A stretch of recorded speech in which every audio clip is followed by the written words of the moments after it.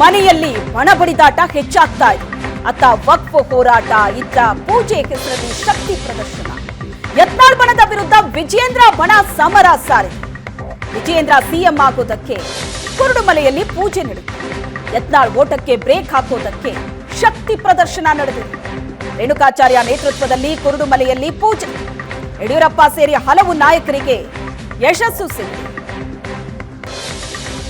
ಕರ್ನಾಟಕದ ದೇವಮೂಲೆ ಅಂತಲೇ ಕುರುಡುಮಲೆ ಪ್ರಖ್ಯಾತಿ ಗಳಿಸಿದೆ.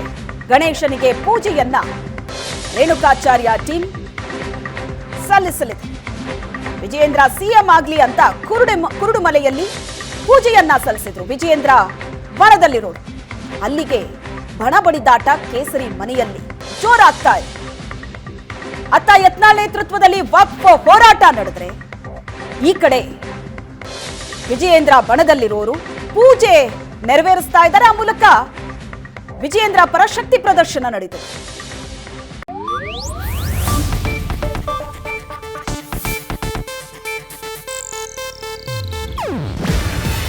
ಇದು ಏಷ್ಯಾನೆಟ್ ನ್ಯೂಸ್ ನೆಟ್ವರ್ಕ್ ಪ್ರಸ್ತುತಿ. ನೀವು ನೋಡ್ತಿದ್ದೀರಾ ಏಷ್ಯಾನೆಟ್ ಸುವರ್ಣ ನ್ಯೂಸ್.